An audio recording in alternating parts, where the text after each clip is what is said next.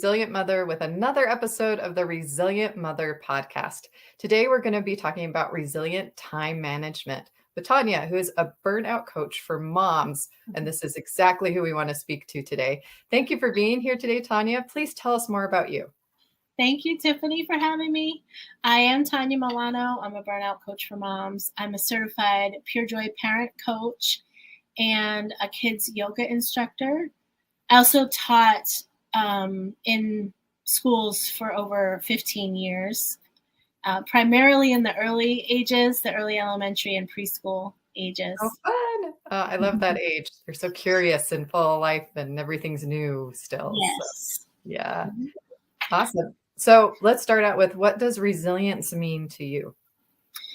Resilient means to me that you're able to bounce back in the face of any sort of adversity, challenge, setback, whatever you want to call it, failure, mistake, that you have the tools and strategies to bounce back and to know yourself and what the next step might be, kind of see the solutions forward.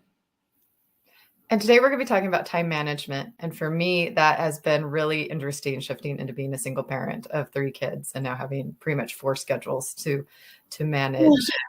Having a toddler who's a bit unpredictable, but in fun ways, and embracing all of that. So with what we're talking about today, how do you think resilience applies to time management? Well, first of all, like I mentioned, having the self-awareness first and foremost, that everybody has a different sense of time, and no matter what age stage of development that is. So we can become very rigid with time management, and we were kind of conditioned through school and our parents or our church or whatever it is that time is like a rigid thing, but with kids, it's not. It's kind of fluid. So understanding yourself, like having that self-awareness of what works for you, is the first step, because then you can support the whole family and what's going to work for them as well. What methods have you explored? I know I do time blocking, but in order to be flexible with my kids, I can move those blocks as needed, is what I've found mostly works for me. But definitely our summer schedule is different than our school schedule, and what that looks like. And when we go to the gym or bedtimes or activities, they vary and are different. And also the ages. I have a huge age gap between my youngest and my next child. So I also have to take that into account. And I have a teenager now who apparently needs way more sleep. And so there's all these, you can figure it out and then you got to change it. So I'm curious about what methods or what things you've tried as you've evolved into your own time management. So yeah, that word evolve is really important to the story of time management. As a teacher, right, I had to have a very routine structure to the day when you have a group of people working together. And that's no different for a family. You have a group of people going forward with a certain mission in the day of getting X, Y, and Z done. So what I work with mostly is the mindfulness and the setting intention, right? Of knowing your why, knowing your mission. Like you said, there's certain things in the day that have to be done: exercise, eating, the bedtime routines, the block of work that you have to get done. So block scheduling is something that I do now with my business, because I do have those certain things: the weekly email, the social media posts, the different things that I want to make sure I do, but it can happen anytime in the week. I do not live a consistent business life. My audience is not expecting that I will have an email every single Wednesday at 10 a.m. That is not me. But I try to have one a week, and I don't know when it will be. So that's consistent, at least from you. Yes. And it sounds like, I think as mothers, we do have this new ability to create what works for us at home. And I think other moms listening will probably want to hear that and know that they're okay and they're not different. And it's okay to find what works for you, because everyone's unique in their family dynamics. And are you early morning person? Are you a night owl? When is one thing I hadn't thought about before is, when do you have the most energy in the day? Yeah. Because that's different for everyone, because that's your work time or your creative time. And that's going to be different, and how that flows is different. Same thing for each kid. I love how you talked about what's right for their developmental age, because if you haven't taken child development but you're a parent who really cares, it'll give you such a bigger understanding of how to communicate with your child, what kind of schedule will work for them. And then that might open up to how each child is different, and that's okay. That's okay. Yeah, that's the biggest thing I work with moms with, is that it is okay. We want to prepare our kids to be the best they can be, and this upstanding citizen, and be successful in their job, and to be a good student. There isn't a lot of wiggle room that we give ourselves as moms, that we don't want to fail, right? Like, if our child struggles, we often take that on as our fault. And that's not. It's a learning process that we already went through as adults to figure out what works for us, right? Like you said, I'm a morning person. My son is. We like to get up and do and go, and my husband and my daughter are not. They are lounging, sleeping late. They want to do things in the evening, and I'm like, now I'm done. So it takes a lot of boundary setting, right? To know your own needs and to set those limits with your kids. Like, my daughter is like, I don't need a clean room. And I was like, well, I actually need to come in and dust here and vacuum. And I would like to do that once a week.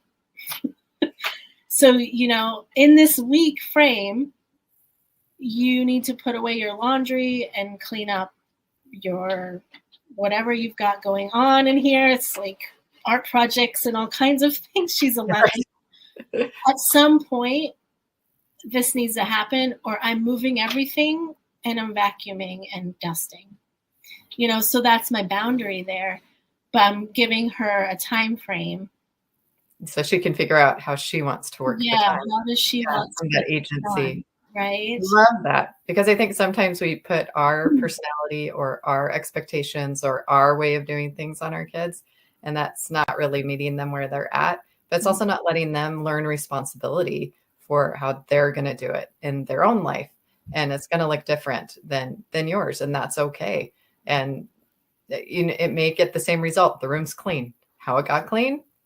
Hey, it got clean. So yeah, it's a lot of judgment that we put on ourselves as the leader of the house, or even the leader of a business, right? A business owner. Like I said, I put a lot of pressure on myself starting off my coaching business, that consistency, that's all you hear in the coaching world.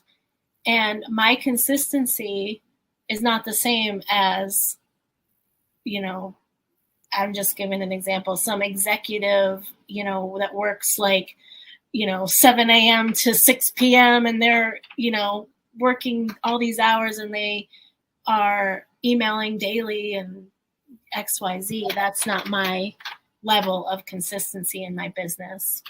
But you're being authentic to you. And I think that's what the world's really craving today, is to find someone who's like them, has the same struggles as them. And as moms, we think that we need to be executives of our home in some cases and run it like a business and be really structured. And some kids can't handle the structure. One person I study, I really like, is Carol Tuttle, and she has a book called Child Whisper. She talks about 4 different kind of personalities, and she brought up cleaning, and she brought that up.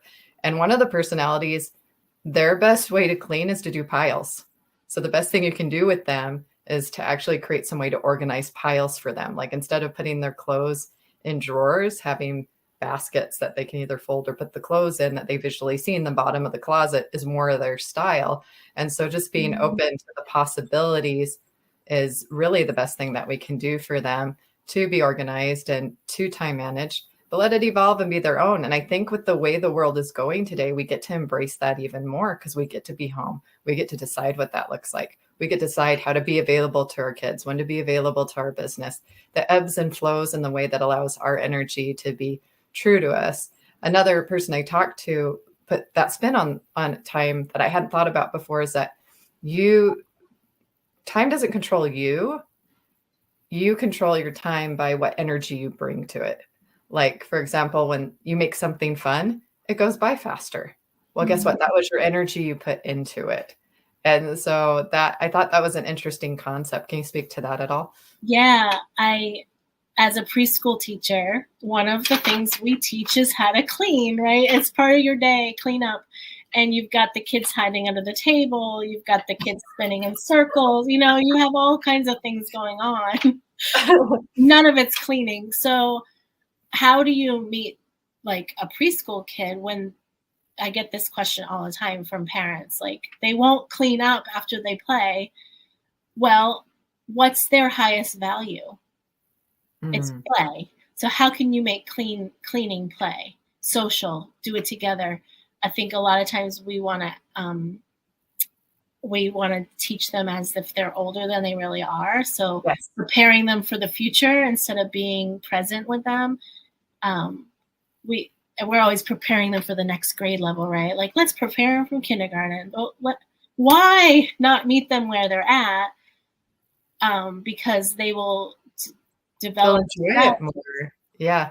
Yeah. Bring the joy to it where they're at. I love that you spend what's their highest value. I really think that's really important for each child, because I have one child who wants structure. She wants to know what the plan is for the day. I have another one who's like totally fine with being spontaneous. And then of course I have the toddler who's like, just, and a boy, all boy. Oh man, is he a boy? And so I try and keep that little guy alive. So it all looks very different for all three of them and what I do and my role too. But I do have to have boundaries around it too. As a single parent, especially, I have so much bandwidth and I have to really watch where my battery's at before the end of the day so that we still have a great day throughout the day. And sometimes I even have to approach my kids and be like, mommy needs this time so that I can give my best to you. Just like, give me this like 5 minutes to myself or whatever it is that I might need to go lock myself in the bathroom or, or plan what, I call it 5 minutes of joy. Cause I think with being a mom, sometimes we don't think we can put that own joy for ourselves in our schedule. I think it's really important to put joy and fun in our schedule first and then kind of go around that so we can have that energy throughout the day. So there's a couple things with that, is 5 minutes of joy for myself. And then when I faced COVID and I had 3 kids and I was a little overwhelmed, we actually went to the university over here and we did family therapy together so that I could figure out how I'm going to be a single parent with all of these kids and the age gap and everything that was going on at the time. And one of the most powerful things that came out of that for me was I have this guilt of it's hard to get one-on-one time with each of the kids because it's just me. It's all me. And then the age gap, I have a toddler who can't be left alone unless he's asleep. Like somebody has to be in charge. Yeah. And they said, you only really need to give 5 completely concentrated minutes to your kids to connect with them each day. And that made me feel so much better because it was like, awesome, I can do that. And if I can do more, great. But if that's all I can do that day, that's okay. As long as you create the space for them to choose what to do with you for those 5 minutes, or you just sit with them for 5 minutes and just let them talk. Just you don't lead, you let them lead, and you're just there. Because I think we really underestimate. I love, this is a saying from one of my mentors, Brenda Burchardi, said, kids want your presence, not presence. Mm-hmm. Yeah. I resonate with so much of what you're saying, especially the word joy. I wrote a journal of embodiment activities. It's 90 days to joyful living.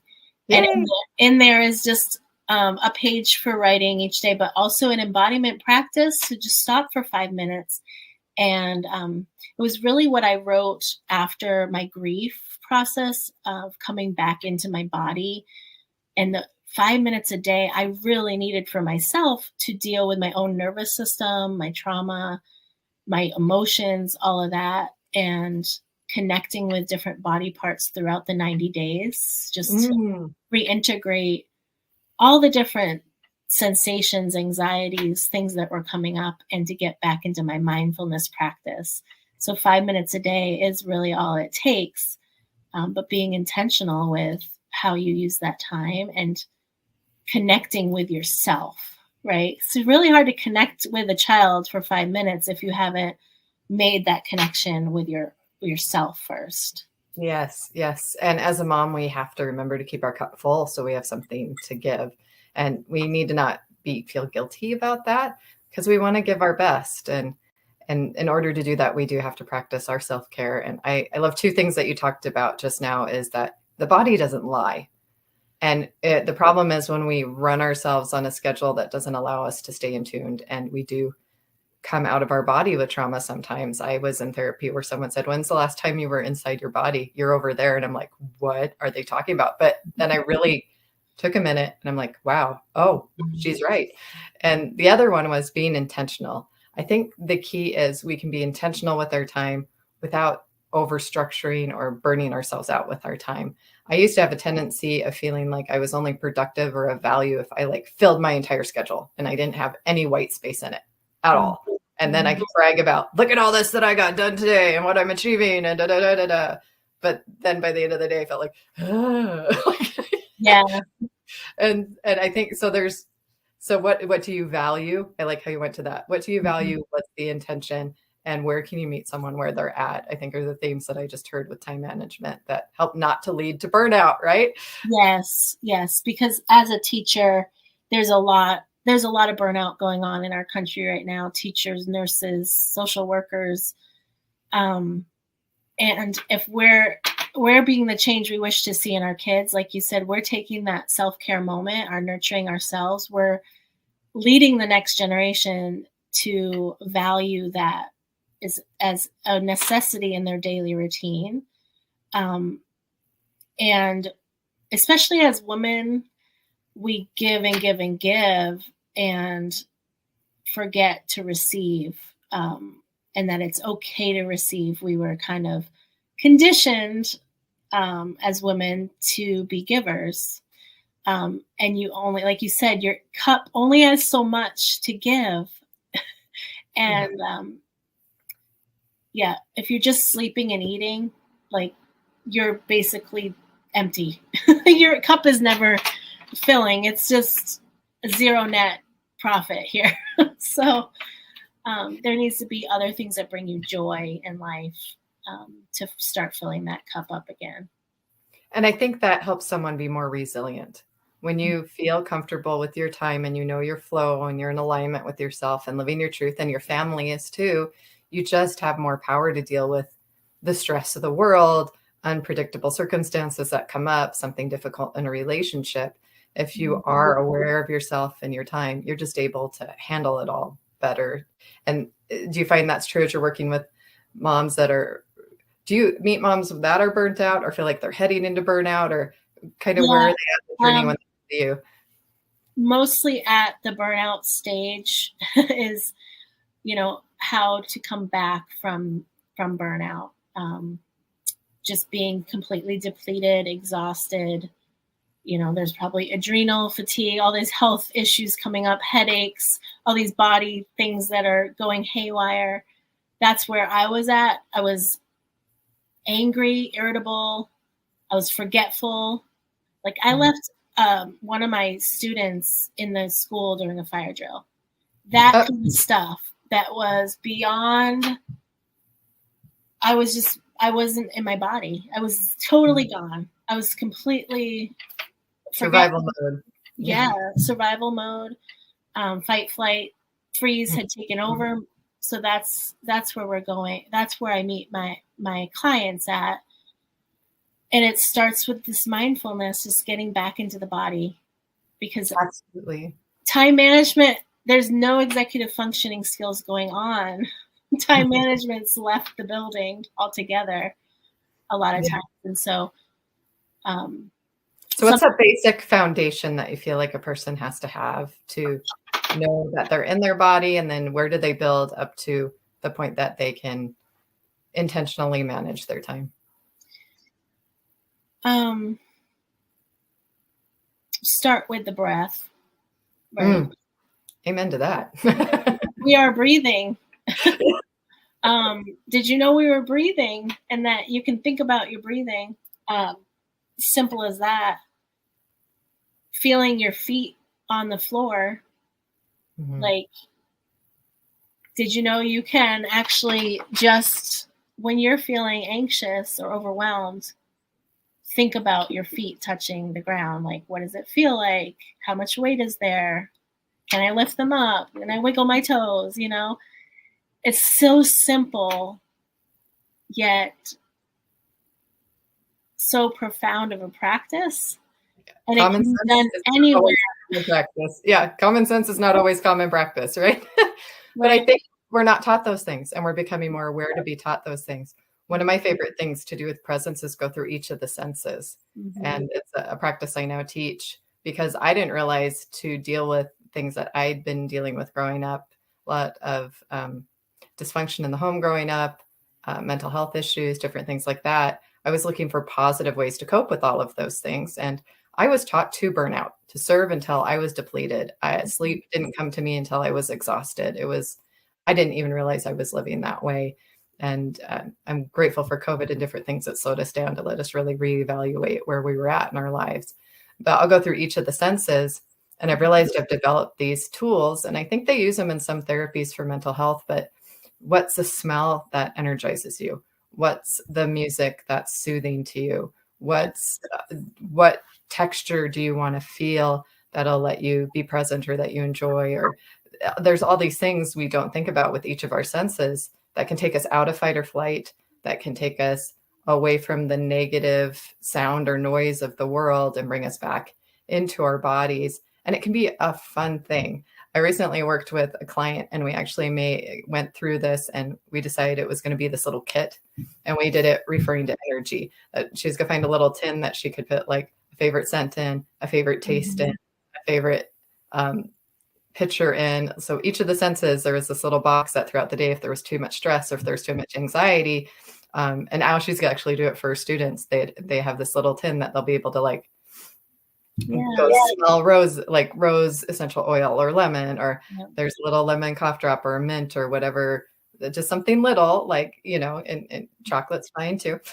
So whatever. I love that. That's in my journal, all the different, going through all the senses as well, and setting up a sacred spot. And a tin is something you could take with you. I have a little bag in my purse. I take oils and things when I need to ground myself. But yeah, having a sacred spot next to a seat in your house where you can sit every day and have those beautiful things you love to look at, the smells or the oils, to have that 5 minutes of this safe place to go to. It does take a practice. So in my coaching, we set up a sacred seat in the house, and eventually it becomes a safe seat for when you are really triggered. What are the emotional things you can bring to that seat? Because if you don't have that practice of mindfulness, it's really hard to go through the triggers that are coming up in your day-to-day life. Yeah. And we're responsible for our triggers. That's something else too. And it really helps with relationships, because I think when I get triggered with my kids, they'll notice, and I'll be like, give mommy a minute kind of thing. And because I don't want them to feel like it's them. Yeah. And when you're in a relationship or different things and you're triggered and you're not aware, you can blame the other person sometimes without it really being about them. It's actually about you and something you need to work through. And it's important to recognize that maybe you need to step away and go deal with it, and then come back to the conversation or the situation or the relationship, because they don't know what they did that triggered you. They don't know. And if you don't know and you're like, what is this? You can be kind of in the dark. And so it's that deep level of awareness is a really important place to start, for sure. Yeah. And I think there's this, I had said I would share this planning workshop and holiday stuff in this episode because the holidays will be coming up. Yep. But if you, in any overwhelming times in your life, holidays are a really big one, especially with the grief that I've dealt with, or dysfunctional families, like everything that comes up over the holidays, it's like tenfold, right? Holy triggers. You know, if you bring in those five senses and the values, right? Like over the holidays, I want these senses to be important, these events to bring my senses into balance and my, meditation or whatever you want to call it. Going through that checklist of where you're going to bring those in so you don't get overwhelmed. And also thinking about your values, like what are your highest values for the holiday season? Like Elf in the Shelf was not one of mine, like it was out of my house. It's not one of my values. I'm not going to do it. So being really set on, what you want your family to find importance in. So, during the holiday season. Yeah. Yeah. Because I have a resource for that I can share as well. There's in the executive functioning skills, there's an actual workbook to plan out your entire month. So sometimes you need that set material to go through and plan. And other times, you don't really need that. You understand what is coming. You understand the dates that are this, that, and the other, and the projects you want to do, like the gingerbread house or whatever it is. So knowing what stage you're at, whether you need just the mindfulness practices or you need someone to be like, hey, I need a checklist now, ASAP. Some accountability. Yeah. Yeah. And I think everyone's different. As a high performance coach, we like to kind of measure how we're doing along the way. And so we have a very great journal with planning the day and different things. And some of them include intentional words of what do you want to be in the day and where are you excited about in the day, and then ending with gratitude. I think ending gratitude is really important as part of time management, because then you get to look back at the day and find the joy and find the blessings and get the perspective of not worrying about failure in the day or focusing on what didn't work, but focusing on what did well. And earlier we talked about failure, and I love Sarah Blakely's dad every day would say, what'd you fail at today? And made failure a regular thing in life. And if we can look at, okay, what did I learn today? What can I do differently tomorrow? And that may be different for everyone. Maybe you can tell the energy wasn't the energy you wanted for the day, or you need that schedule and you want to measure so you can make progress. It just be gentle and self-compassionate with yourself where you're at.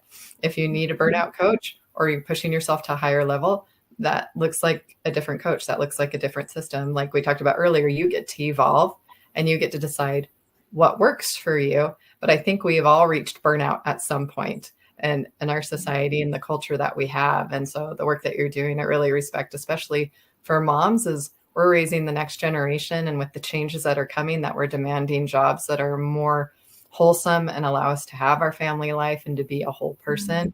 I think that's the direction we want to teach is you don't have to burn out. You don't have to run yourself ragged, and you can be resilient through the changes that are coming, and you can ask for what you need, and you can say what you value, and make sure the companies that you buy from and the companies you work for fit that set of values that are true to you.